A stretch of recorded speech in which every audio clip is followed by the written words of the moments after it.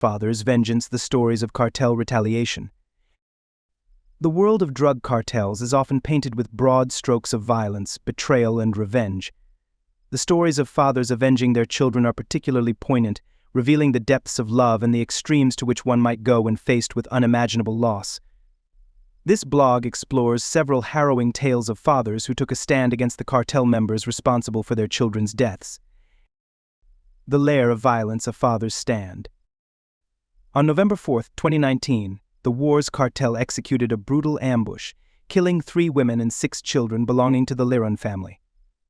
This act of violence ignited a fierce response from Adrian Liron, who vowed to retaliate against the cartel with such ferocity that it threatened their very existence. The Liron family story is a testament to resilience and the lengths to which a father will go to protect his own. Morales Chavez, the gentle giant turned vigilante.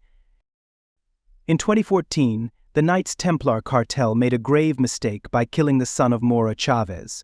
Despite his gentle demeanor, Mora transformed into a relentless warrior after the loss of his son. He became a leader of local vigilante groups, taking the fight to the criminals who had devastated his family. Mora's actions were not just fueled by grief, they were a declaration of war against the cartels that plagued his community. The rise of self-defense groups.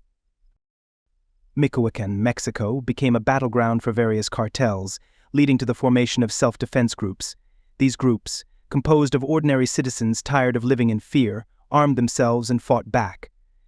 The government's lack of support forced them to take matters into their own hands, leading to a significant shift in power dynamics in the region. Government recognition and tragedy. After Mora Chavez's son was killed, the Mexican government had no choice but to recognize these self-defense groups. This recognition allowed them access to better weaponry, including automatic rifles, significantly leveling the playing field against the cartels. However, the cartels retaliated, and on June 29, 2023, Mora was assassinated, showcasing the brutal lengths to which these criminal organizations would go to maintain their power. Eduardo Gallo, a father's relentless pursuit. In July 2000, Eduardo Gallo's life was shattered when his daughter Paula was kidnapped from their weekend home. Despite paying the ransom, Paula was brutally murdered. Eduardo's transformation from a grieving father to a relentless vigilante illustrates the desperation that can arise in the face of such tragedy. Corruption and the quest for justice.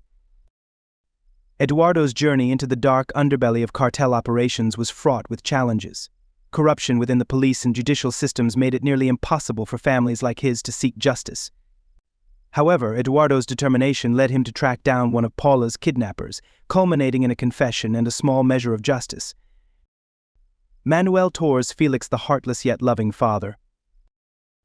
In 2008, Manuel Torres Felix, a high-ranking leader of the Caloa cartel, faced a devastating blow when his son Atanasio was murdered. This tragedy transformed him from a ruthless cartel boss into a vengeful father. His quest for revenge was marked by extreme violence and a relentless pursuit of those responsible for his son's death. The Reign of Terror. Manuel's actions were not just personal, they sent shockwaves through the criminal underworld. His meticulous planning and execution of revenge killings reinforced his reputation as a man who would stop at nothing to protect his family. He became a figure of fear and respect, demonstrating the lengths a father will go to avenge a child. The Liron Massacre, a family's fight for justice. The Liron family saga is a heart-wrenching tale of resilience. After the brutal murder of 3 women and 6 children by the Wars cartel, Adrian Liron spearheaded a campaign for justice. His relentless pursuit of the truth highlighted the pervasive issue of cartel violence and corruption in Mexico. Community resistance. In the face of overwhelming odds, the Liron family and their community took a stand against the cartel. They established armed self-defense groups and set up checkpoints, sending a strong message of defiance. Their actions not only aimed to protect their loved ones but also to reclaim their autonomy from the grip of cartel violence.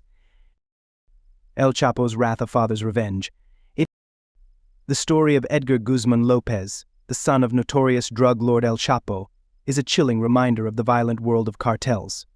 When Edgar was murdered in 2008, El Chapo unleashed a wave of vengeance that turned the streets of Mexico into a battlefield. His response was swift and brutal, a testament to the fierce love he had for his son. The aftermath of violence. El Chapo's reign of terror following his son's death left countless bodies in its wake. His actions demonstrated that no one could harm his family without facing dire consequences. The violence escalated to such an extent that it caught the attention of law enforcement, leading to a series of brutal confrontations with rival cartels. Conclusion: the cycle of violence. The stories of these fathers reveal a complex interplay between love, loss, and vengeance. Each tale underscores the brutal reality of life in regions plagued by cartel violence, where personal tragedy often leads to a cycle of retribution. While these fathers sought justice for their children, their actions also highlight the broader struggles faced by communities caught in the crossfire of cartel wars. As we reflect on these stories, we are reminded of the human cost of violence and the lengths to which individuals will go to protect their loved ones. The fight against cartel violence is far from over, and the stories of these fathers serve as a poignant reminder of the ongoing struggle for justice and peace.